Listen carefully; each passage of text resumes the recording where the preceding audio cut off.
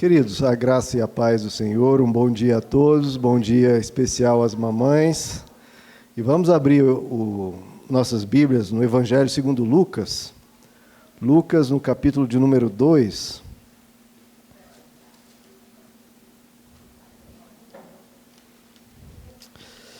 Evangelho segundo Lucas, o capítulo é o de número 2.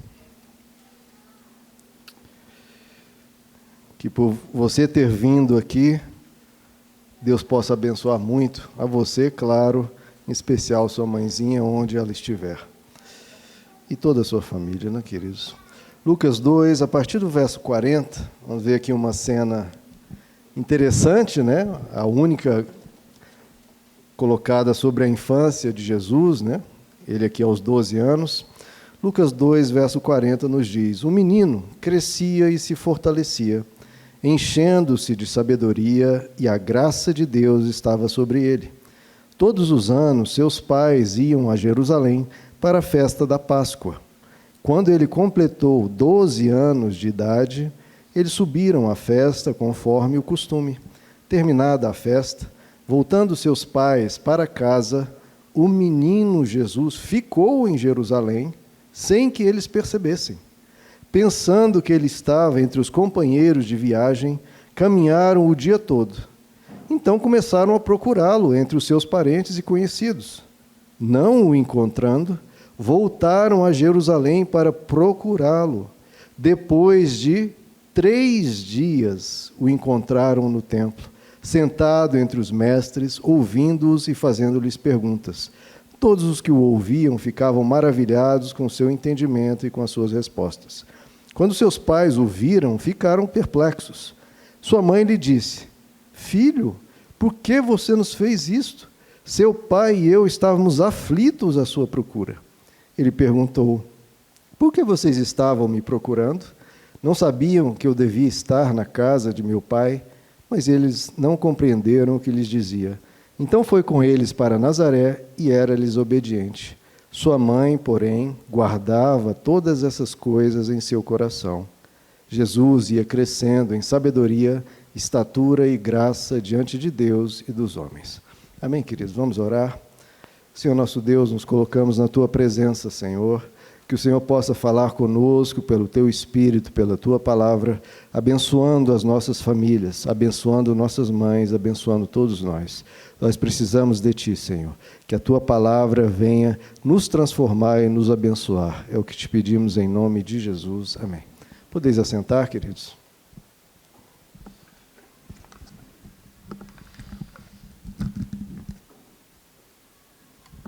Queridos, hoje, como todos sabem, é um dia muito importante, né? Um dia que a gente celebra nossas mães, que Deus nos deu, nos presenteou com as nossas mães. Eu queria aqui ilustrar a figura de mãe e esse relacionamento. Mãe, filho, né? Pais, filhos. Nesse acontecimento aqui, que foi um acontecimento bem complicado, né? Principalmente para os pais, né? É cada perrengue que a mãe passa, que não é brincadeira, né? Eu acho que isso aqui é a única face de Jesus, a única ação de Jesus que a gente não deve imitar. Por favor, crianças, não façam o que Jesus fez aqui. Até porque ele fez isso aqui só para ilustrar algo a respeito de quem ele era, né? Filho de Deus. Bom, queridos, primeiro eu queria falar com vocês a importância do exemplo que foi dado aqui logo no início do trecho, né, quando é dito que todos os anos os seus pais iam a Jerusalém para a festa da Páscoa e subiram à festa conforme o costume. Aqui, claro, não é que eles iam à igreja uma vez por ano. Aqui havia uma festa especial na capital, em Jerusalém. Eles moravam em Nazaré. Então, eles se deslocaram uma distância, não sei aqui ao certo, talvez 200 quilômetros, 100 e poucos quilômetros, a pé, para uma festa que era uma festa anual, que é a festa da Páscoa, em Jerusalém, na capital, no templo.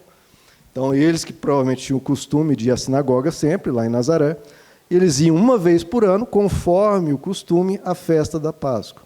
Então, veja primeiro o exemplo, né, queridos, que os pais deixam para os filhos.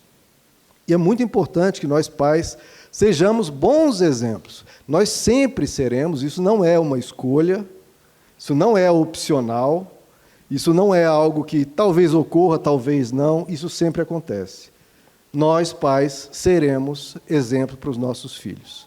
Quer queiramos, quer não, nós somos exemplos, ponto. Porque eles olham para nós e nós somos a referência deles. Nos primeiros anos das suas vidas, onde está sendo formado o jeito de pensar, o jeito de viver, o jeito de se comunicar, o jeito de se relacionar, com quem eles passam a maior parte do tempo? Em quem eles se inspiram? Para quem eles olham como referencial? Para nós, pais. Nós, pais, somos exemplos. Queiramos ou não, exemplos bons, exemplos ruins, nós somos exemplos.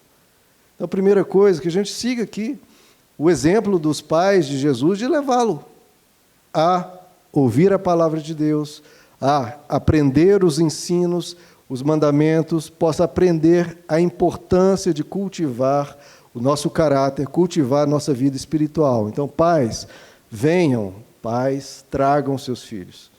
Eu lembro uma historinha, até... Historinha não, né? Um argumento que minha mãe colocava, e eu passei isso para os meus filhos, para você ver. Algo que minha mãe me disse há 30 anos atrás, agora eu repasso para os meus filhos. Minha mãe dizia, nós temos 7 dias na semana, 24 horas, 7 vezes na semana, e o que nos custa separar, no mínimo, 1 hora para Deus, para vir à igreja, né?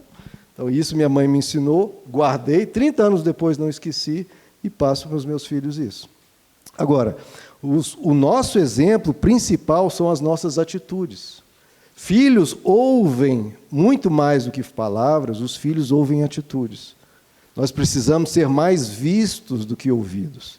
Um exemplo, né, diz o ditado, fala mais do que 1000 palavras. Então a criança ela faz o que vê fazerem, porque isso marca a memória da criança. A memória ali da criança está em branco e começa a ser escrita na memória dela o quê? Principalmente o que elas nos veem fazer.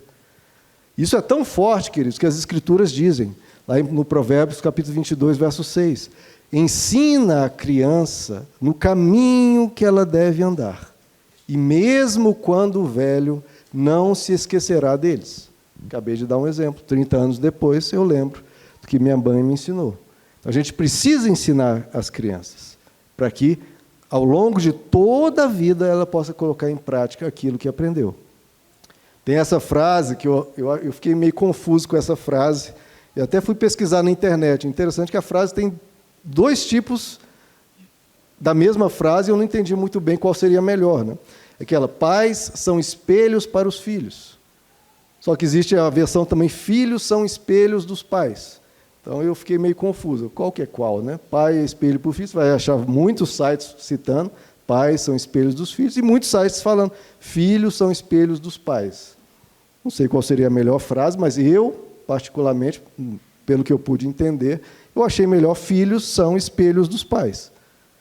Por que filho é o espelho do pai? O que é um espelho, né? Tem um espelho aqui, você mexe o braço, o espelho mexe o braço. Tudo que você faz na frente do espelho, o espelho repete. E é isso que eu vejo as crianças fazer. Quando a criança faz algo, ela está, muitas vezes, repetindo, talvez, não tudo, claro, mas, em boa parte, a criança está repetindo o que viu os pais fazerem. Ou seja, quando você vê seu filho fazendo, se examine, porque ele está fazendo algo que provavelmente aprendeu com você. Ele é um espelho, ele está refletindo você, exibindo você para você mesmo. Não tudo, claro, mas eles repetem nossos comportamentos, porque eles aprendem muitas coisas conosco.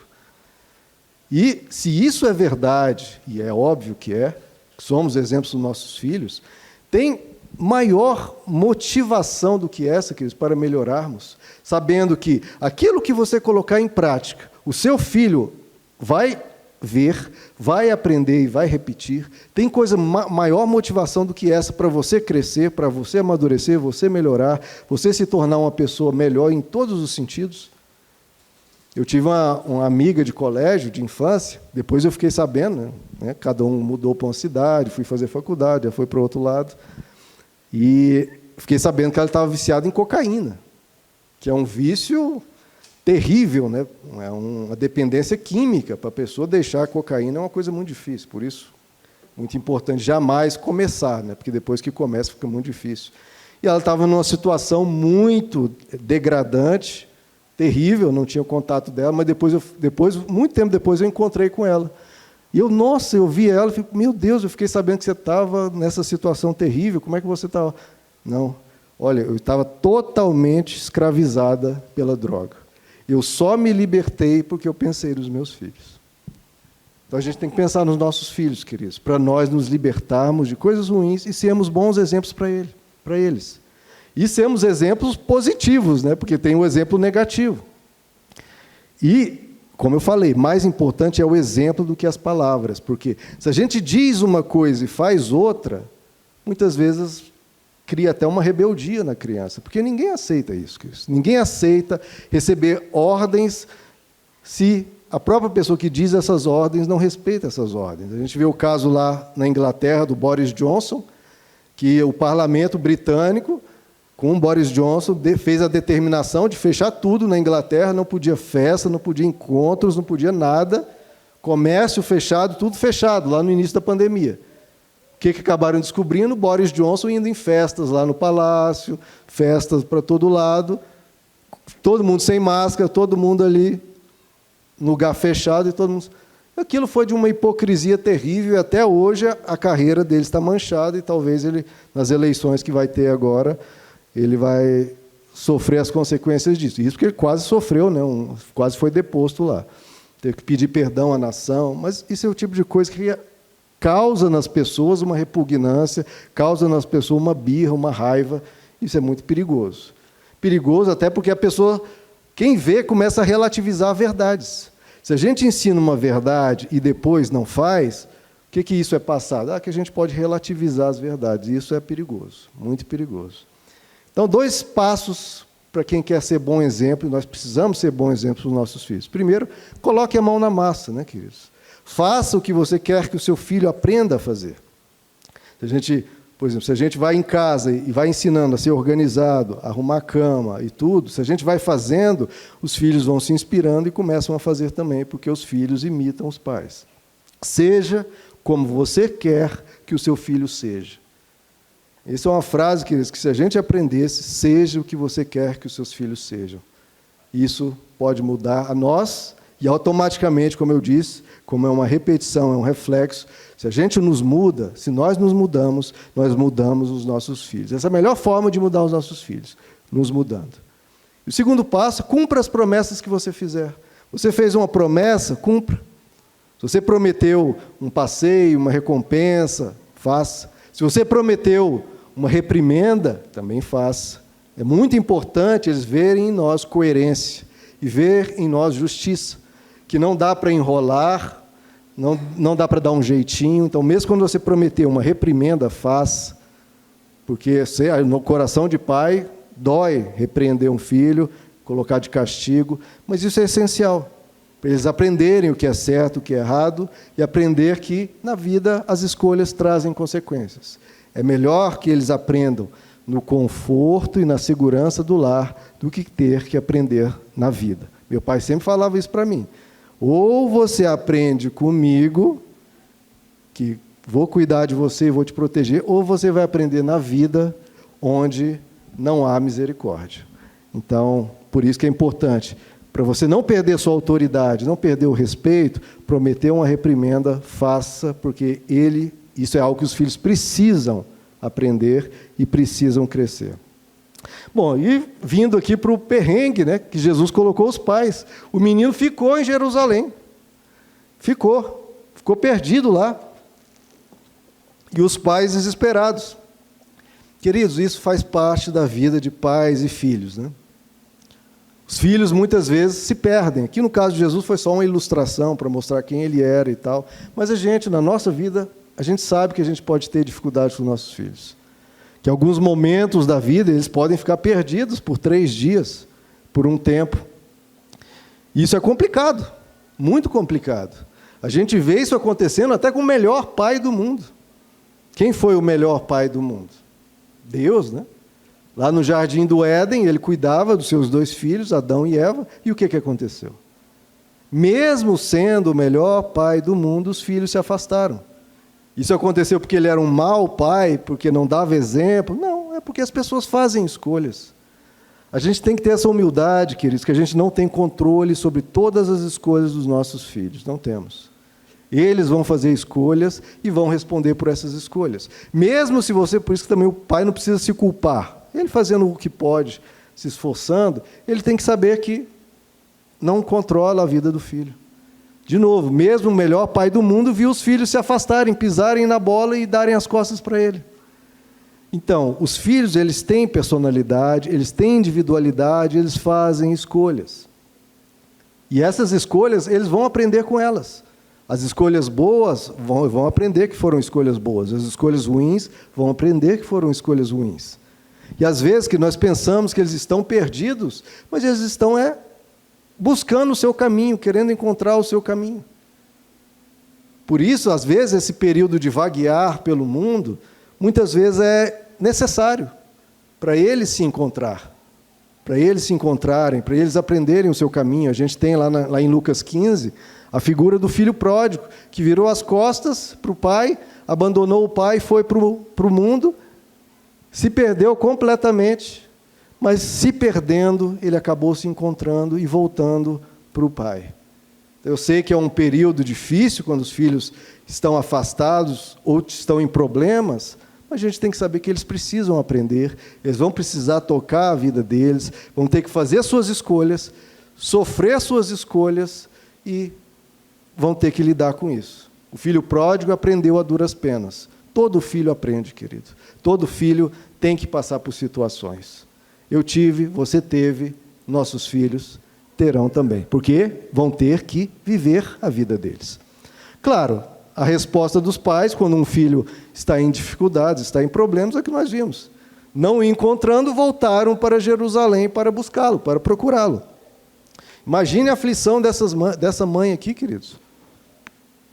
Foi 3 dias com um filho perdido, um filho de 12 anos. Imagine seu filho de 12 anos perdido aí em Brasília, você não sabe onde está. Aqui, na época, Jerusalém era a maior cidade do país. Então, imagina seu filho perdido aqui em Brasília, não era a cidade dele, ele não conhecia muito bem a cidade.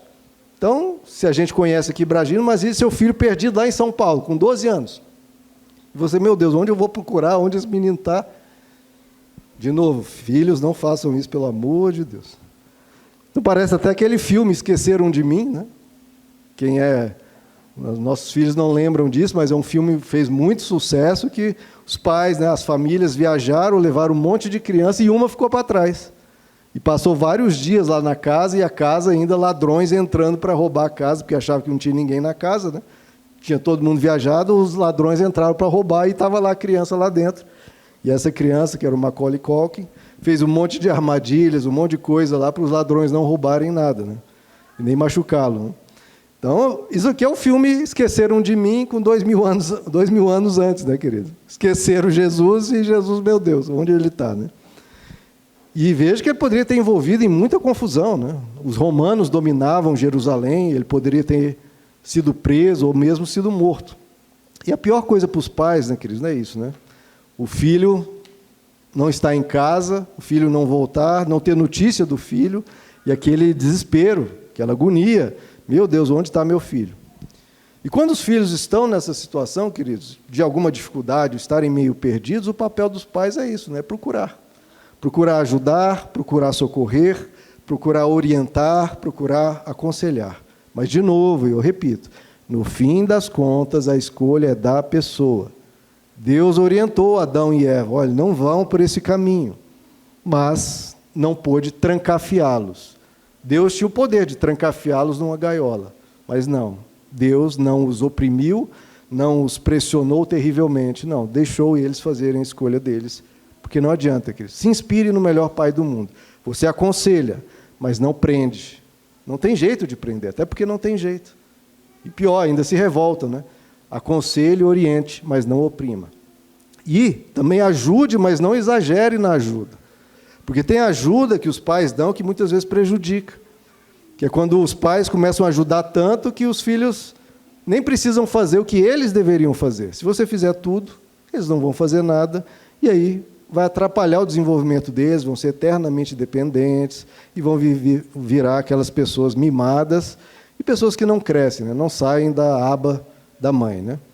Então, um exemplo até que eu já dei em outra mensagem, é mais fácil você ir lá e arrumar o quarto da criança do que ensinar.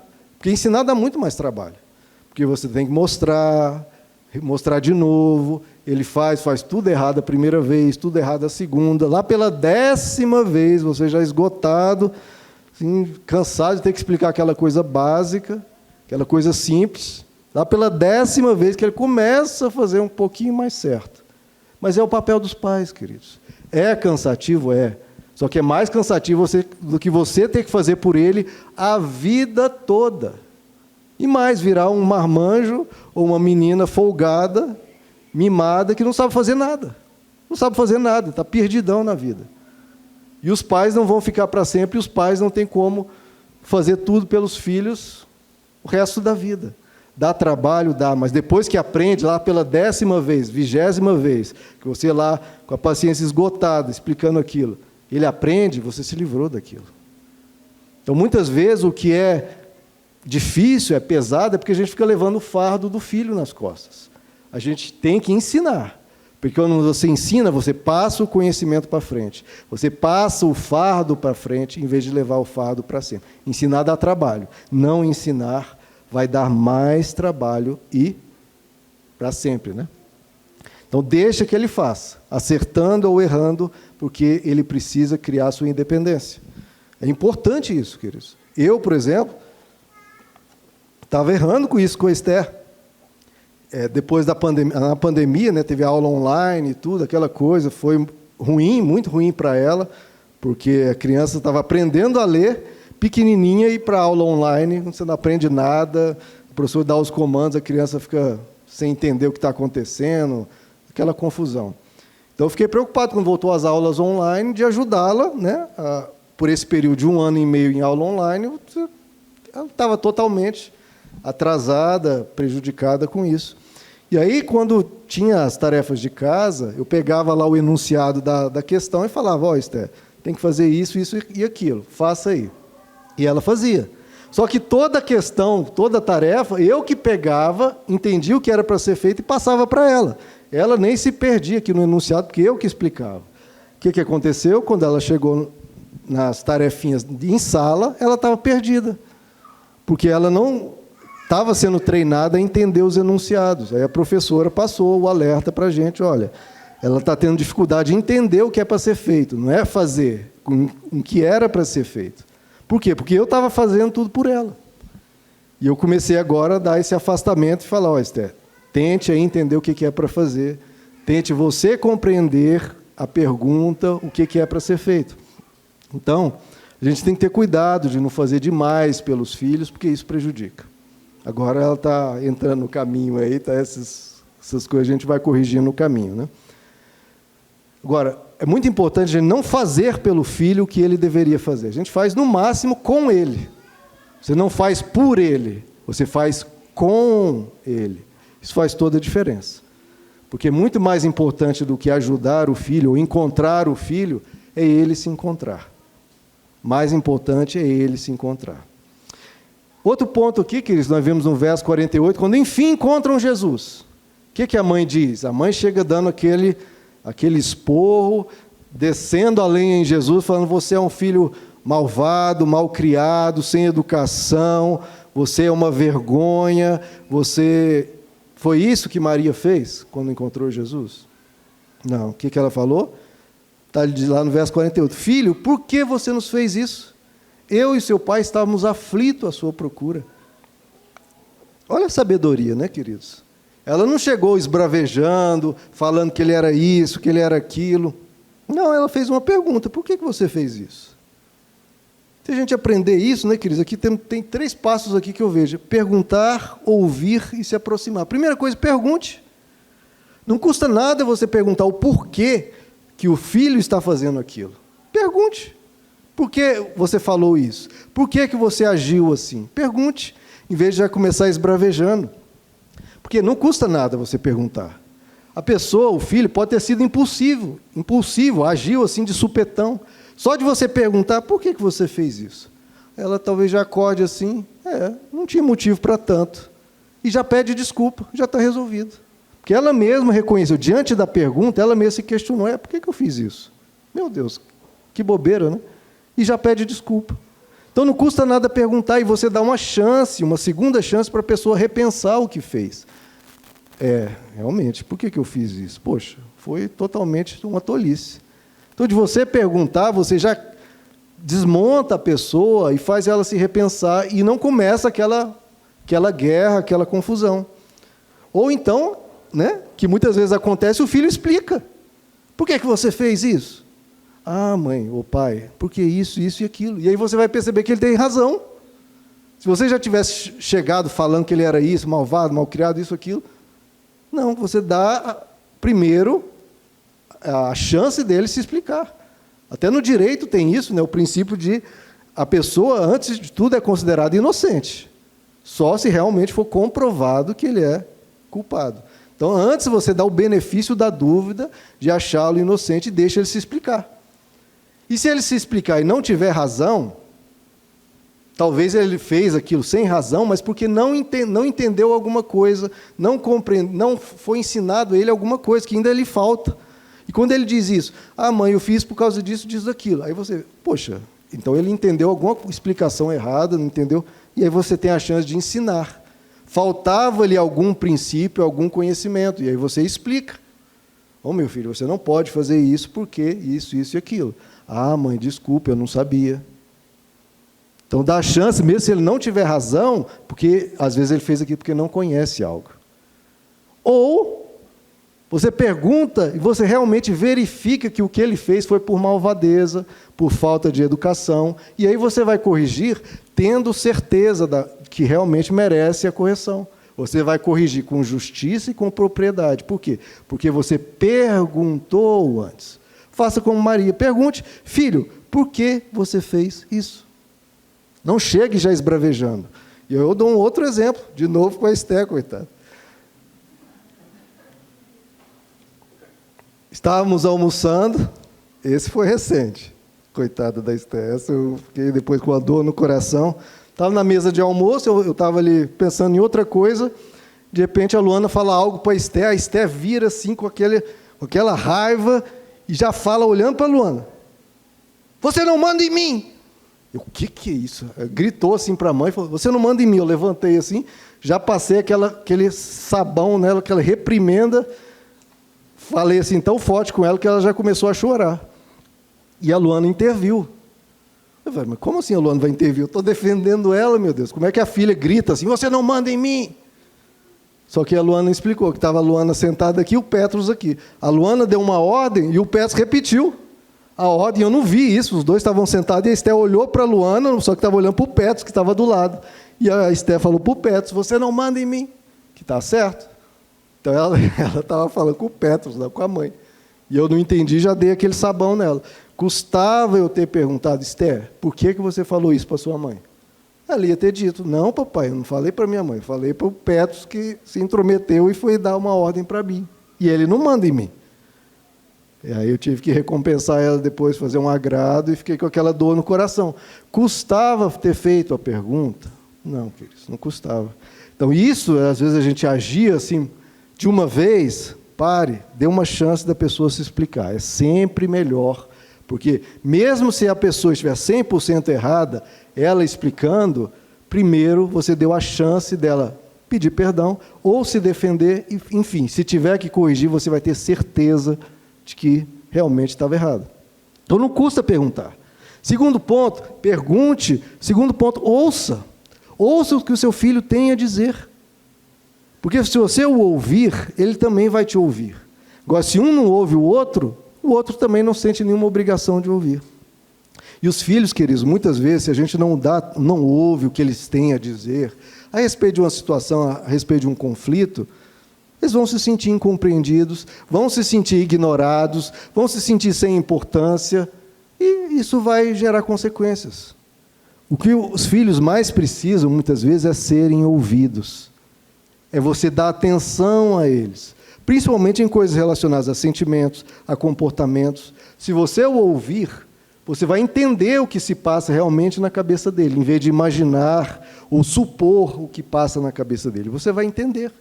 entender qual que é a dificuldade, qual que é a questão, e se você o ouvir, aí você vai ajuda, não vai ter efeito algum, porque não está sendo tratado o que realmente está se passando no coração dele. Então, ouça. É a frase que Jesus sempre diz, quem tem ouvidos para ouvir, ouça. Ouça, claro, a palavra de Deus, mas ouça também seu filho. Você tem ouvidos para ouvir? Ouça-o. Veja o que ele está dizendo, veja o que ele está sentindo, veja o que está acontecendo. Terceiro passo, pergunte, ouça, se aproxime. Estabeleça uma relação de confiança, de amizade, de amor. Não seja uma relação, né, de chefe ranzinza, né, de um tirano com um subordinado. Porque isso não é bom.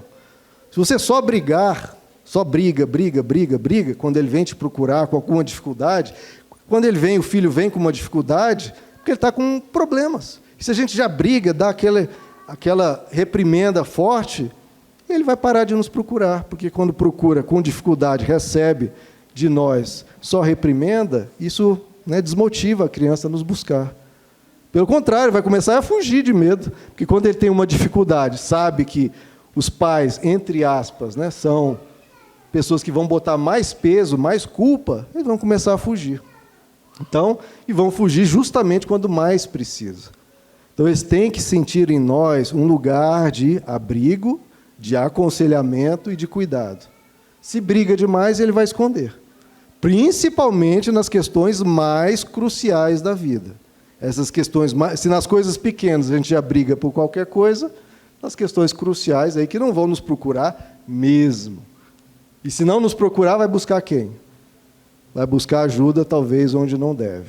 Então, por isso, nós temos que estar sempre de braços abertos, sempre receptivos, às vezes aconselhando, contrapondo, mas com um jeito, mas com amor, eles se sentindo que são amados, que a gente se importa com eles.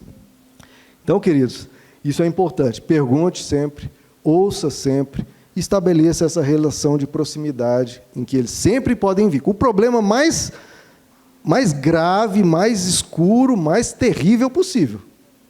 Porque na pior coisa que eles possam estar fazendo, é o momento que eles mais precisam de nós. Então, não já venha com a posição de julgamento e de crítica, porque quando eles estiverem fazendo algo terrível, que é o momento que mais precisam ser aconselhados, eles não vão até nós. Se ele estiver fazendo algo gravíssimo, não é o momento que você mais quer ajudar, mais quer tirar ele daquilo, então eles têm que sentir em nós um espaço aberto, sem tanto julgamento, sem tanta crítica ferrenha. Esteja aberto para aconselhar em qualquer situação. Agora, no verso 51, nos diz, então, ele, depois de ouvir, de a mãe falar com ele explica, né? Claro, Jesus, a situação era outra. Mas então nos diz que, então, Jesus foi com eles para Nazaré, para casa, e era-lhes obediente. Olha que coisa linda, né? Jesus, queridos, que era o Rei dos Reis, o Senhor dos Senhores, Deus na terra, foi obediente a seus pais. Se Jesus, que não precisava, estava dando aula para os mestres do templo, se virou muito bem por 3 dias, sem nenhum problema, poderia viver sem os seus pais tranquilamente. Se ele foi obediente aos pais, quanto mais nós não devemos ser, nós, todos os filhos. Eu sei que essa palavra hoje, né, obediência, está meio fora de moda, meio em desuso, né? Mas que outra palavra, queridos, a gente vai usar? Enquanto não cunharem uma melhor palavra, é essa mesmo, obediência. Como a gente precisa ouvir os nossos pais, de novo, quem tem ouvidos para ouvir, ouça. Os pais devem ouvir os filhos, o que eles estão passando, o que eles estão sentindo. Quem tem ouvidos para ouvir, ouça. E os filhos, especialmente, precisam ouvir os pais. Quem tem ouvidos para ouvir, ouça. O papel do filho, diante da preocupação, diante do amor, diante da aflição dos pais, é o quê? É ouvi-los.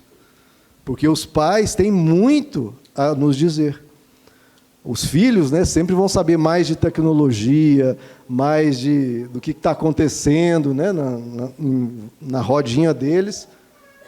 Os filhos sabem mais de tecnologia, mas a mãe, dá um banho em experiência, em vivência, em sabedoria, em compreensão das coisas, dos relacionamentos. A mãe sabe os perigos da vida.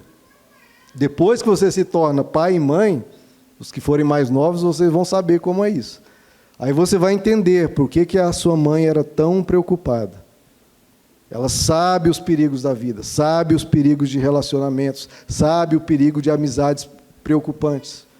Tem até aquela coisa, quando a mãe diz, aquilo vira quase uma praga, né? Vai acontecer. Por quê? Porque é praga de mãe? Não, é porque ela viu. A mãe, né, é quase uma profeta, ela antecede, sabe o que vai acontecer, porque ela viveu. Ela já viu aquilo acontecer, então não quer que aquilo aconteça com os filhos. Quem tem ouvidos para ouvir, ouça. Os filhos, se Jesus foi obediente aos seus pais, quanto mais os filhos, todos nós devemos ser obedientes às nossas mães. Ouvi-las. Claro que quando a gente fica maior, fica adulto e tudo, é claro que a gente vai ter que ponderar, porque nós já somos responsáveis por nossas vidas. Mas ainda assim a gente ouve, porque tem sabedoria ali, a gente ouve a sabedoria na multidão de conselhos. Tem até aquela música do Legião Urbana, né, Pais e Filhos, que diz isso, né? Você me diz que seus pais não lhe entendem, mas você não entende seus pais. Você culpa seus pais por tudo. Isso é absurdo. São crianças como você. São o que você vai ser quando você crescer. Então é isso, queridos, que a gente ouça os nossos pais, não coloque a culpa neles em tudo. E, se os filhos têm que obedecer aos pais, como Jesus está obedecendo, então isso quer dizer que o quê? Recebeu uma ordem dos pais. E os pais precisam dar comandos aos filhos, precisa colocar limites para protegê-los e para eles aprender que na vida há limites. Há limites entre a educação e a falta de educação. Há o limite entre o certo e o errado, entre o bem e o mal, entre a gratidão e a ingratidão. Quem vai ensinar isso, queridos, para os nossos filhos? Somos nós mesmos. A igreja ajuda, a escola ajuda, os familiares ajudam, mas o papel principal, de novo, e é exemplo para o filho, somos nós. Se nós formos ingratos, nós vamos passar isso para os nossos filhos. Se nós reclamamos da vida, nós estamos passando isso para os nossos filhos. Se nós relativizamos verdades, os nossos filhos aprendem isso. Então, dê comandos, mostre para ele que há limites, porque a vida impõe limites. É melhor aprender de novo em casa. É melhor aprender em casa. E é importante você dizer não para os seus filhos. A gente está vendo aí uma situação complicada, que adolescentes desabam, não sabem lidar com frustrações. Por quê? Porque só ouvia em casa sim. Sim, sim, meu filho, sim, meu filho, sim, meu filho, sim. Aí chega na vida, a vida vai aquele montanha de não. E ele mal ouvia não uma vez por ano. Aí chega na vida e a vida é só não. Não, não, não, não, não, não, não, não, não, não. A vida só está dizendo não para ele. É claro que a pessoa desaba. Só ouvia sim. Então é importante os pais, até de uma forma educativa, dizer não de vez em quando. Às vezes eu dou coisinhas para os meus filhos, aí quando eu vejo que eles estão ficando já um pouquinho mais folgados, pedindo tudo, aí tem dia que, papai, vamos ali em tal lugar? Não.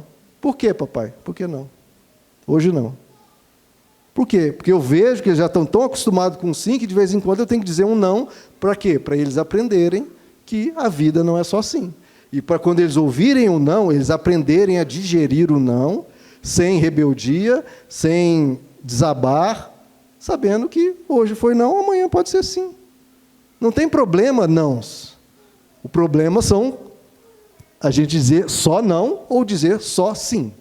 Os extremos, queridos, sempre adoecem. Se você só dizer não, seu filho vai se rebelar. Se você só dizer sim, vai ficar mimado e não vai saber lidar com frustrações. Quando chegar diante da vida e a vida dizer não, pronto, desaba. Então diga não, diga sim, diga não, diga sim. Dê ordens, dê comandos. E vai testando nele essa obediência, porque é importante ele entender hierarquia, porque no trabalho vai ter hierarquia. É importante ele aprender a receber ordens, porque na vida, no trabalho, onde for, da polícia, ele vai receber ordens, do governo, ele vai receber ordens de pagar dívidas, e já tem que aprender em casa para lidar com isso de forma natural, de forma tranquila, sem nenhum desespero, sem desabar diante das coisas. E por fim, queridos, e eu já os convido a ficar de pé.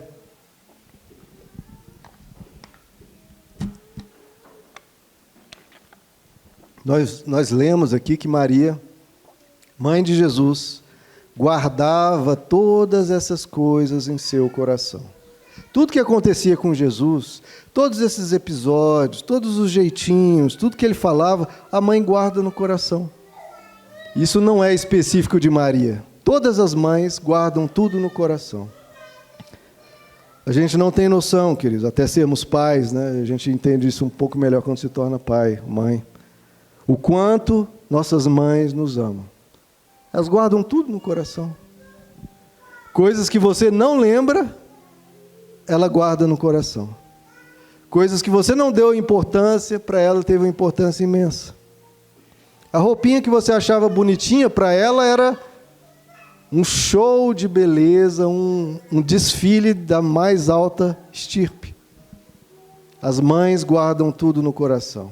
Por quê? Porque elas guardam você no coração. As mães têm um amor por nós que a gente não consegue imaginar. As mães nos amam imensamente. A mãe é tudo, né?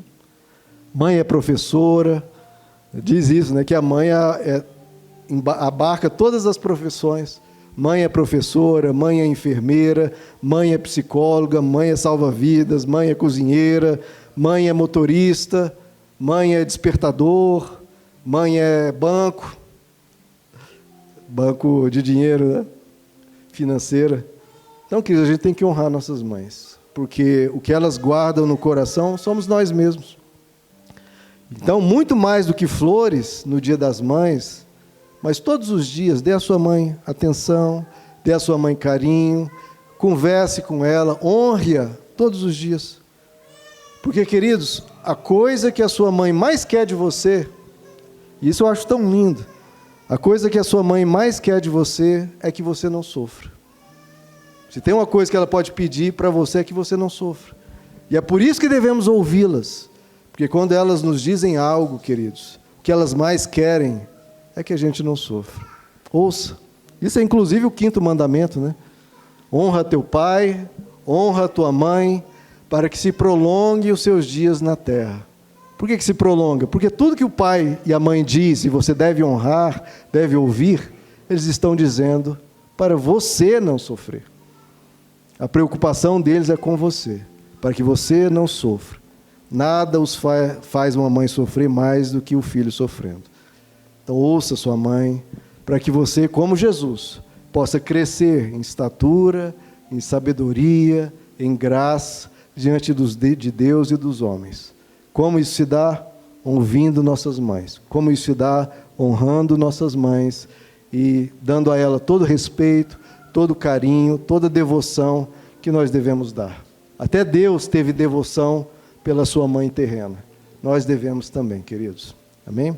Vamos orar? Senhor Jesus, obrigado por nossas mães. Algumas já partiram, mas estão conosco. Porque por elas terem nos guardado no coração, a gente as guarda no nosso coração também. Obrigado pelas mães que o Senhor nos deu. Elas fizeram o que podiam, dado o que elas tinham. E elas fizeram com muito amor. E tudo o que fazíamos, elas guardavam no coração. Tudo o que diziam era com a melhor das intenções, só querendo uma coisa, que a gente não sofresse. Obrigado, Senhor, porque o Senhor colocou esses anjos da guarda sobre nós. Nossas mães, sempre preocupadas, sempre aflitas, passando mal ao pensar nas nossas aflições, às vezes passando a noite sem dormir, preocupada conosco. Preocupado quando estávamos doentes, quando estávamos tristes, quando estávamos com problemas. Havia alguém que era um exemplo do teu amor por nós aqui na terra, sempre preocupadas, sempre aflitas. Senhor, que a gente não dê tanta preocupação a elas, Senhor. Que a gente não cause a elas essa dor do amor. Essa dor do amor a gente não cause. Pelo contrário, que a gente as honre. Que a gente possa mostrar para elas que a gente aprendeu, que a gente quer ser melhor, que a gente quer honrá-la. Senhor, abençoa nossas mães.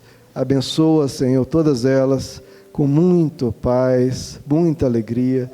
E obrigado porque o Senhor está com elas. Dá a elas, sim, Pai, esse sexto sentido, como se brinca que elas têm, para que elas possam nos alertar.